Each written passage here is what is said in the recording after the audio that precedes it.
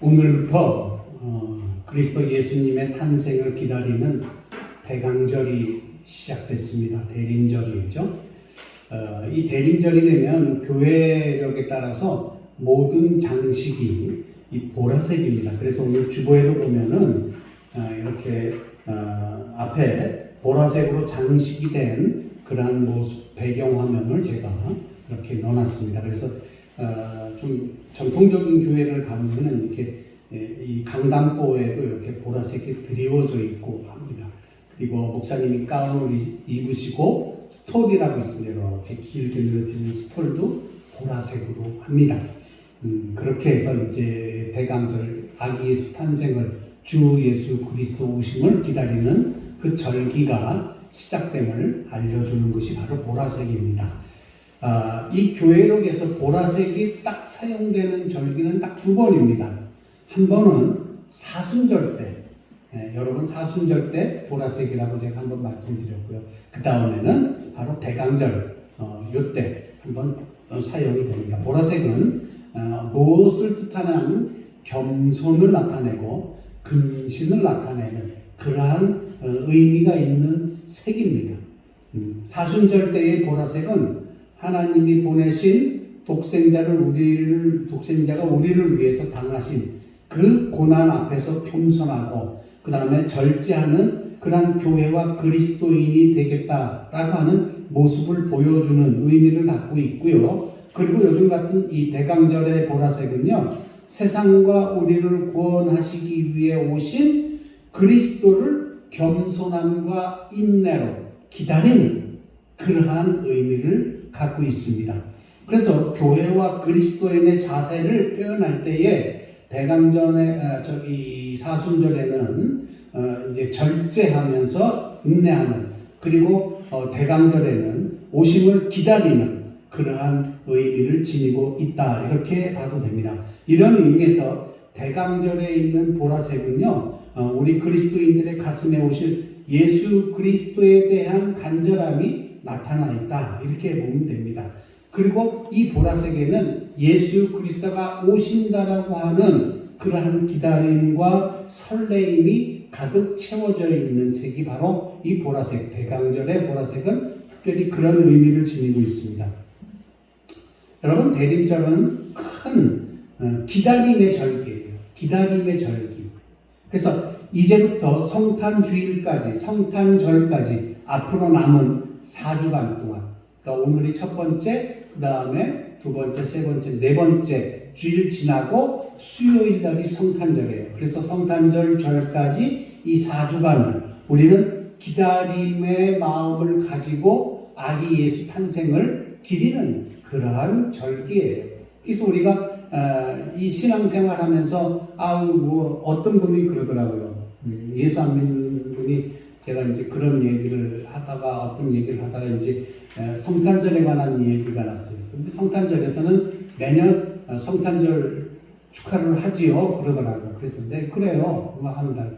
그 예수님은 매년 태어난대요? 그런 얘기를 해요. 그래서 가만히 듣고 보니까 우리 예수님은 매년 태어나시네. 그래서 내가 그렇습니다. 번뜩 대답할 말이 없어 잠깐 멈췄는데 하나님이 지혜를 주시는데, 네, 매년 태어나십니다. 이 이야기는 뭐냐면은 그리스도인들도 매년 예수 그리스도와 같이 새로 태어나야 되는 거예요. 뭐가 내 육신이 새로 태어나는 것이 아니라 바로 신앙이 새로 태어나야 된다는 거예요. 대림절 이 절기가 되면은 우리는 무엇을 생각해야 되냐면, 그동안 대림절이 되기 전까지 1월 1일부터 지금까지 나의 신앙생활을 되돌려 봐야 돼요. 그리고 내가 이 대림절 전까지 나의 신앙생활을 되돌려 보면서 나의 신앙생활이 어땠는지 회상하는 거예요.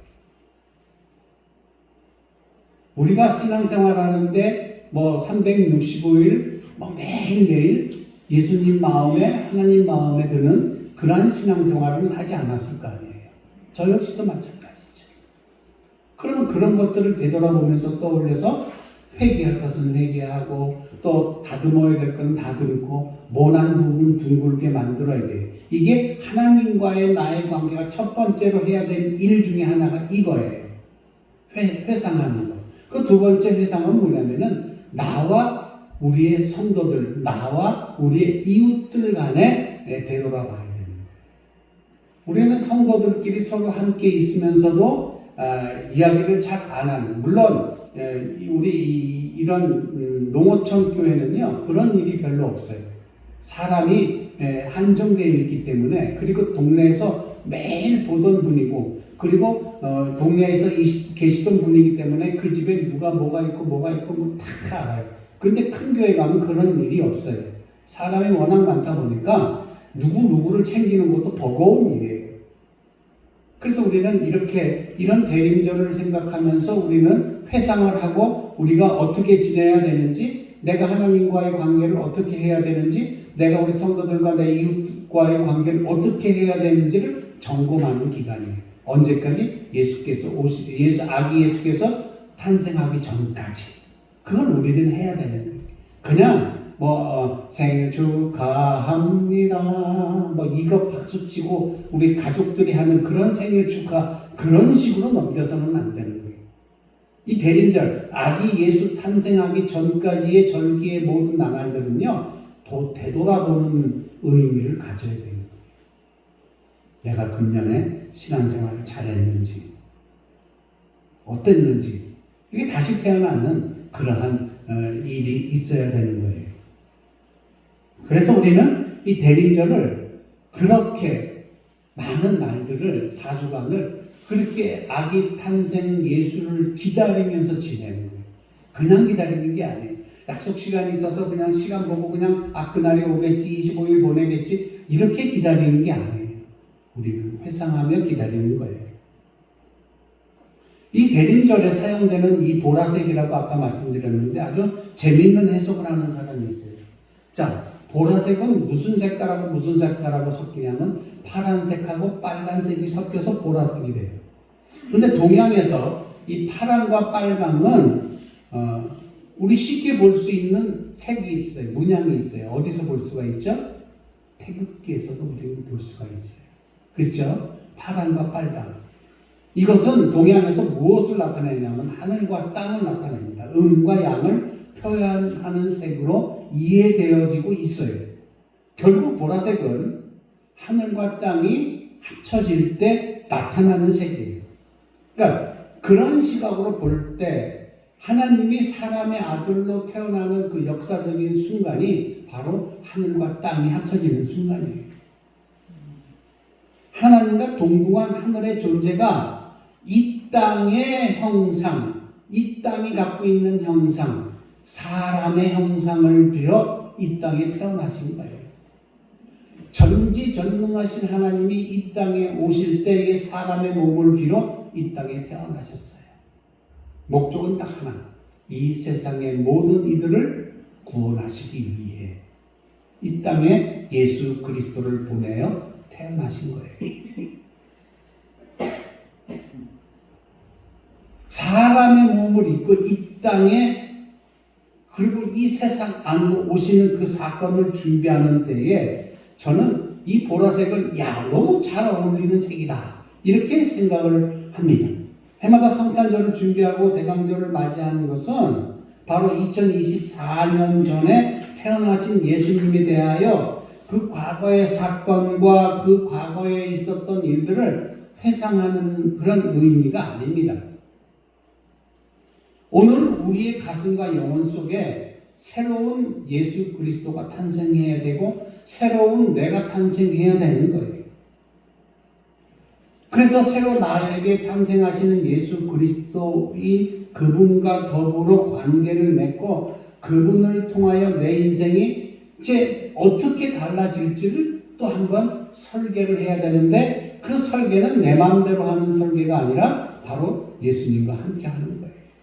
지나간 일을 회상하고 반성할 건 반성하고, 이제 다가올 2025년을 맞이하면서 아기 예수 탄생을 기다리고 아기 예수 탄생 이후에 예수 그리스도와 함께 또 다음 해인 2025년은 어떻게 살아나가야 될지 설계해야 되는 그러한 절기라는 거죠. 그러니까 우리가 제일 중요한 건 뭐냐면 이분이 탄생하신 것, 그리스도가 탄생하신 것이 중요한 일이긴 한데 이 예수 그리스도의 탄생으로 말미암아 우리가 해야 되는 건 삼위일체 하나님과 인격적 관계를 맺어야 되는 거예요. 하나님과 인격적 관계, 주님과 인격적 관계, 매일매일 함께 하시는 성령님과 인격적 관계를 맺어야 돼요. 내가 여러분과 인격적 관계를 맺지 않으면 여러분이 어떤 아픔을 앓고 있는지 내가 알 수가 없어요. 인격적 관계를 맺는 그 동안에 그 순간은요 함께 하겠다라는 의미가 있어요. 걱정해 주겠다, 도와주겠다, 응원해 주겠다. 이 의미로 함께 하고 있는 거예요. 인격적 관계를 맺는다라는 거는. 그래서 다가오실 그리스도를 생각하며 성탄절을 준비하며 우리 신앙인들이 가져야 될 마땅한 자세가 바로 이런 자세라는 거죠.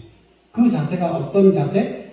인격적인 만남을 위하여 기다림을 갖는 자세. 이게 우리에게 있어야 돼요. 금년 성탄절이 2024번째 생일을 축하하는 단순한 그런 생일 축하가 아닌 2024년 동안 흘러왔던 이 모든 나날 속에서 내가 존재해 있고 내가 포함되어 있다는 사실을 기억하셔야 해요. 2024년 동안 내가 그 긴 이 몇천 년이 넘는 그 세월 속에 내가 포함되어져 있다는 사실. 다시 얘기해서 그 2024년 전에 태어나신 예수 그리스도를 그 예수 그리스도의 말미암아 예수 그리스도의 생애와 예수 그리스도께서 우리에게 주신 그 복음을 이 복음 때문에 그 오랜 세월에 내가 포함이 되어 있다는 사실. 다시 말씀드려서 쉽게 말씀드린다면 예수님께서는 우리와 함께 하셨다는 거예요. 지금 이 순간에도 주님은 우리와 함께 하시고 있어요. 주님은요, 지금 이 순간에 예배하는 여러분들 옆에 다 앉아 계세요. 여러분의 손을 붙잡고 함께 예배드리고 계시다라는 거예요. 내 몸이 혼자 와서 예배드리는 것이 아니라는 거예요.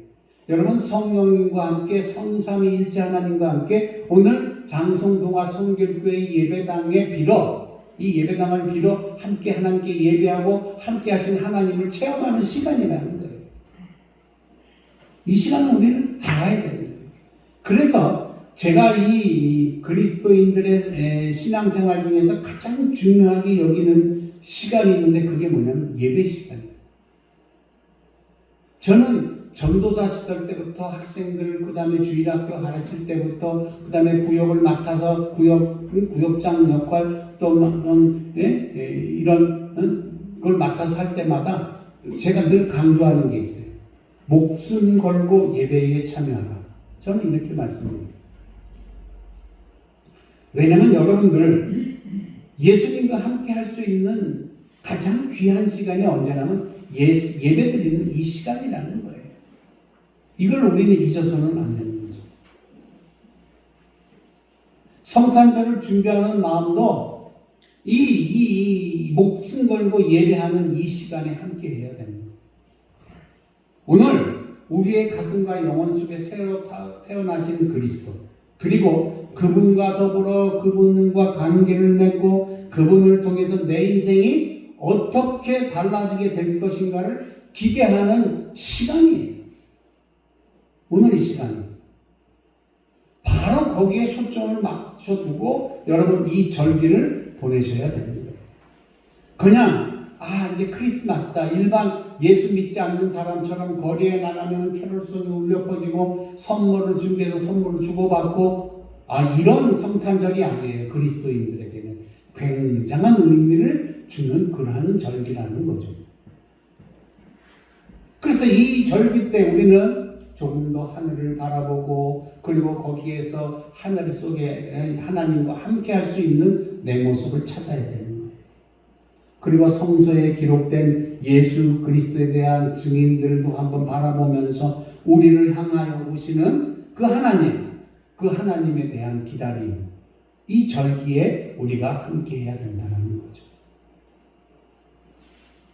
그러면서 한편으로는 참 희한하게 왜 우리들이 그리스도를 바라며 기다려야 하는가라고 하는 물음표는 분명하게 있어요.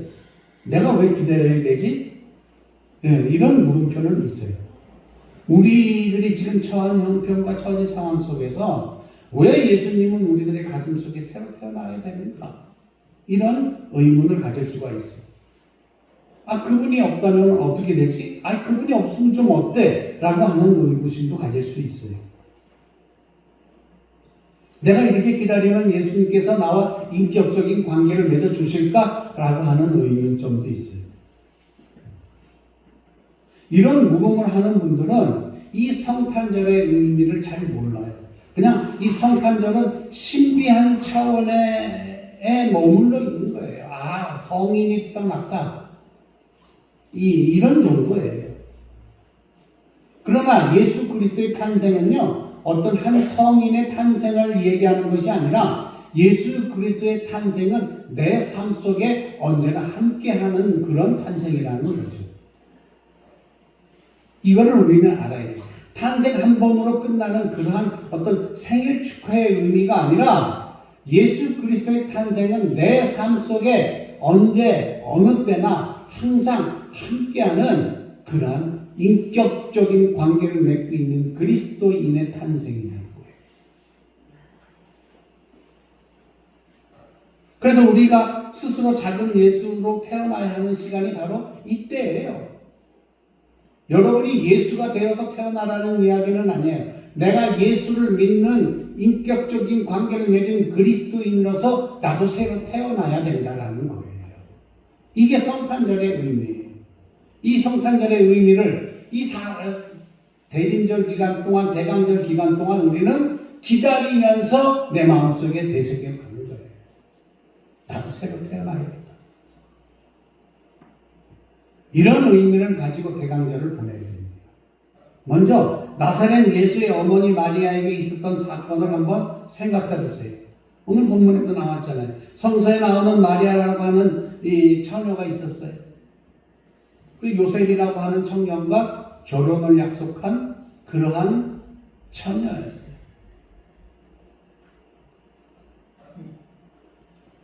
그 당시에 이 유대 법에 의하면은 약혼 기간이 1년. 1년이에요. 근데 1년이 안 되면은 때로는 파혼이 가능하다고 그랬어요. 1년 전이 넘어가면 안 되겠지만 1년 전에 파혼이 가능하다고 그랬어요. 파혼 사유는 너무 많잖아요. 이런 거죠. 가끔 얘기하면은 불륜이라든지 도덕적인 어떤 문제가 있거나 아니면은 한쪽이 사망하거나 이럴 때 파혼이 가능하겠죠. 그런데 오늘 본문에 나오는 이 마리아를 가만히 여러분들이 읽어보면은 마리아는요, 약혼 기간 중에 뭐 했어요? 임신을 했어요. 요셉의 입장에서 볼 때는 이 청천벽력과 같은 그러한 일이에요.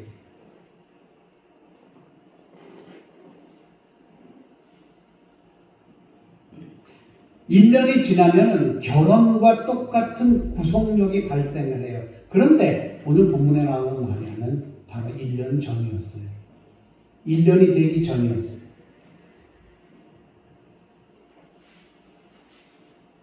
(1년이) 지난 후에 만약에 한쪽이 죽었다. 그러면 과부가 되거나 아니면은 상처한 남자가 되는 거예요. 그러니까 처녀인 상태에서 남편이 1년 지나고 나서 약혼하고 1년 지나고 나서 죽으면은 그냥 과부예요. 그러니까 1년이라는 기간은 유예 기간이잖아요. 그 전에 물을 수도 있는 거예요. 그런데 성경에 보니까 요셉은 그의 마리아가 약혼한 상태에서 자기와는 전혀 상관없는 아기를 가진 거예요. 이 사유를 볼 때에 파혼 사유가 되고, 그리고 이 마리아는 사회적으로 매장될 그런 충분한 이유를 가진 거예요. 치명적인 상처를 안 했어요. 일평생 과부로 살아갈 수밖에 없는 처지가 된 거예요.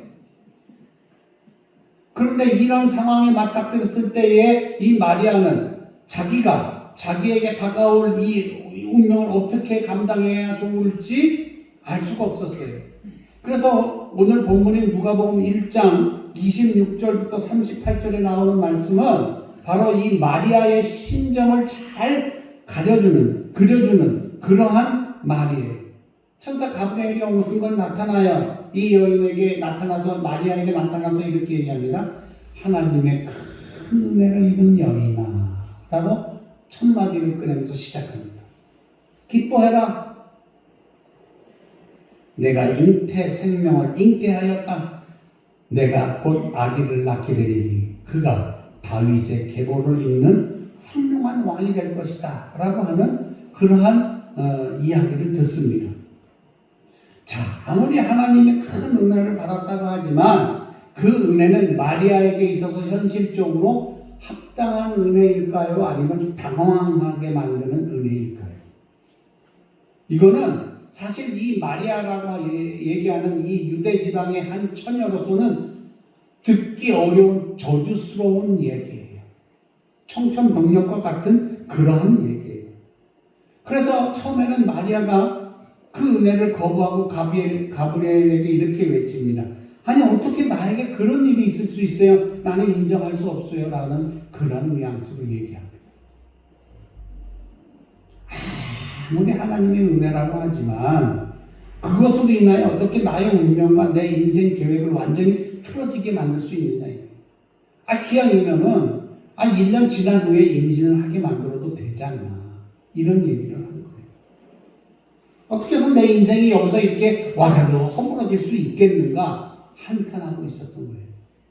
한 여인으로서 소중히 가까운 인생에 대한 그런 소중한 소박한 꿈, 그리고 사랑하는 요셉과 더불어 결혼해서 알콩달콩 잘 살고 싶은 그러한 마음들, 그 상황의 모든 꿈이 와르르 무너진 거예요. 그렇게 와르르 무너진 그 꿈이 가브리엘이라고 하는 천사가 와서 하나님의 은혜라고 얘기합니다. 이 엄청난 이름 앞에 한순간에 깨어져 버리게 된 거죠. 어떻게 이게 큰 은혜입니까? 마리아 입장에서는 이거 받아들일 수도 없고 이해할 수도 없는 거예요. 그런데 본문을 쭉 읽다 보니까 마리아는 그 가브리엘의 그 이야기를 그대로 받아들입니다. 우리는 흔히 기도할 때 이렇게 기도해요. 주님, 당신의 뜻이 나의 뜻으로 바꿔주시옵소서. 우리 이렇게 기도해요. 주님의 뜻이라면 내가 뭐든지 하겠습니다. 이렇게 기도해요. 정말 해요. 당신의 기도가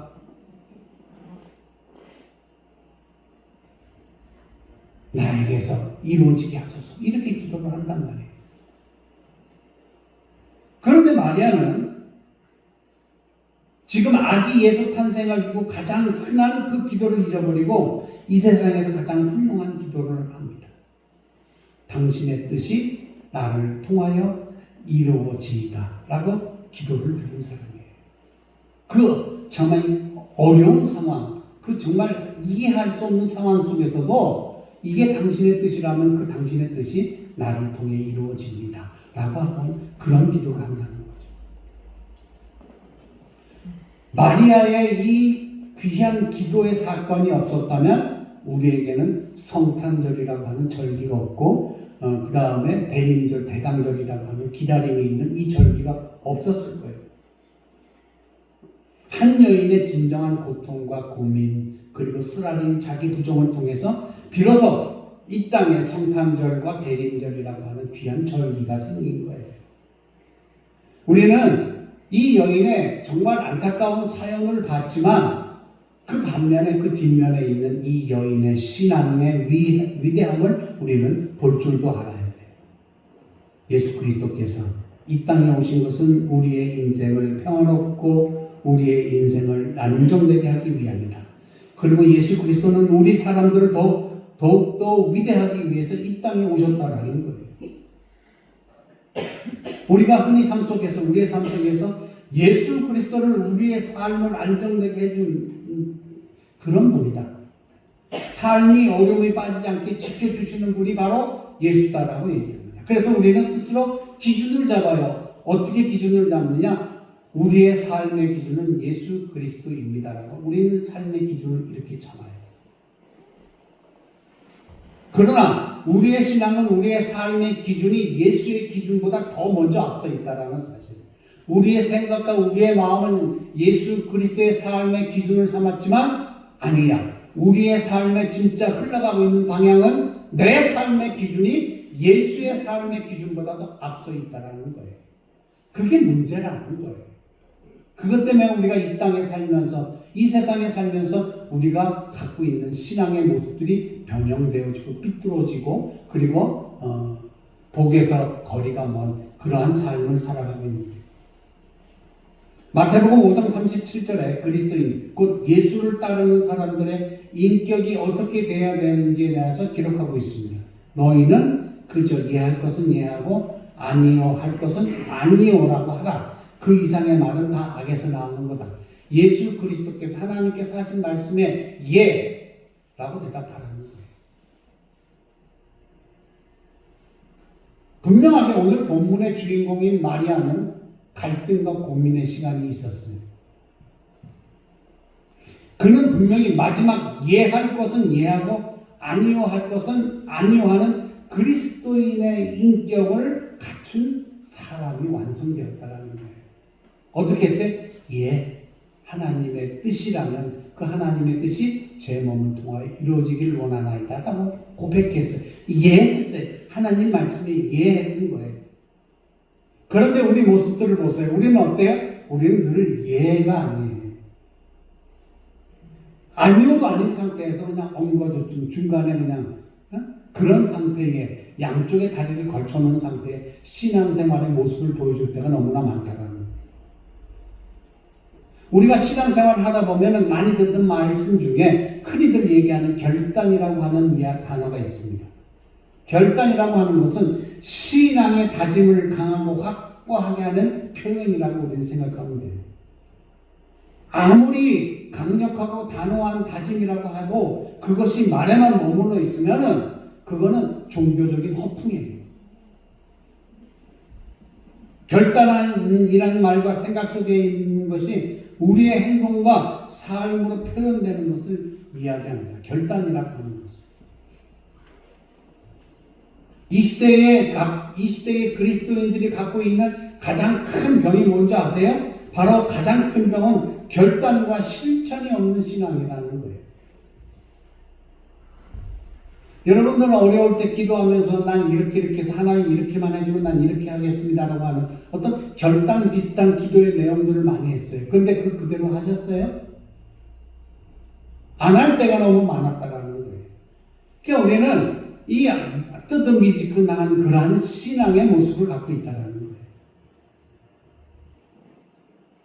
솔직히 얘기하면은 이 시대를 살아가고 있는 그리스도인들은 하나님을 찾는 갈망이 많이 낮아져 있다는 거예요.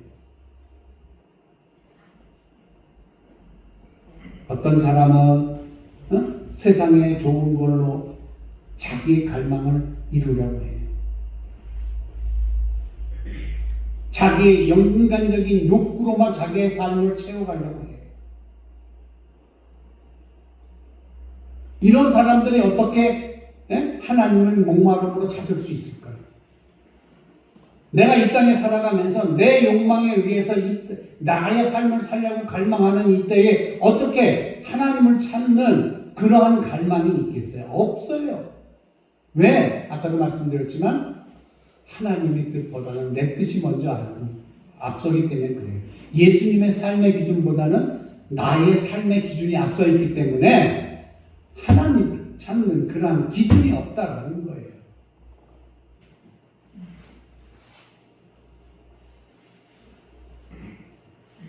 지금 내가 목마르지 않다고 물을 안 먹으려는 고집을 피우는 그런 사람들 되지 않기를 바랍니다.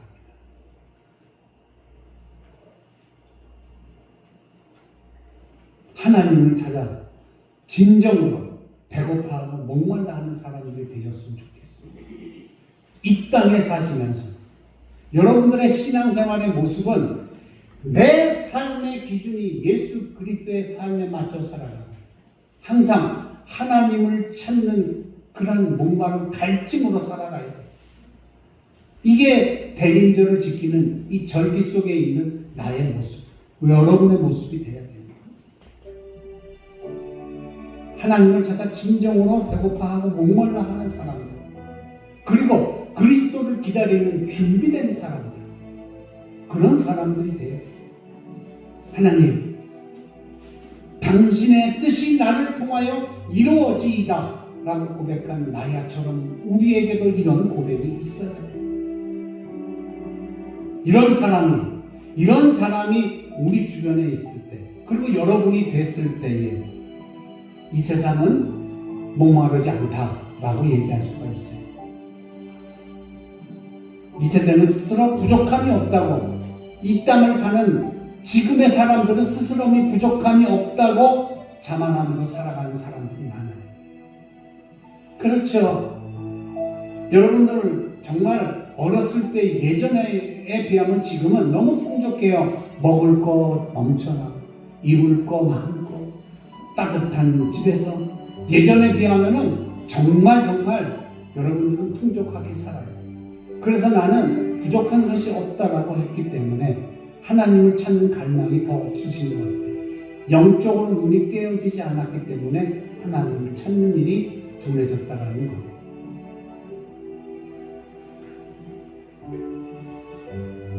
그래서 오늘 이 시간에는 여러분이 당신의 뜻이 나를 통해 이루어지이다 라고 하는 그런 마음을 가지고, 그런 신앙을 가지고 내 삶 속에 이 마리아가 가졌던 이 귀한 이 뜻을, 이 음성을 여러분도 들을 수 있기를 간절히 바랍니다.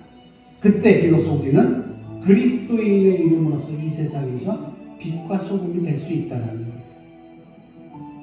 오실 그리스도에 대한 기다림과 신앙으로 충만한 우리의 삶이 춥고 어두워져 가는 이 겨울밤을 따뜻하게 밝히는 대강절의 촛불처럼 이 세상을 밝힐 수 있기를 주의 이름으로 간절히 축원합니다.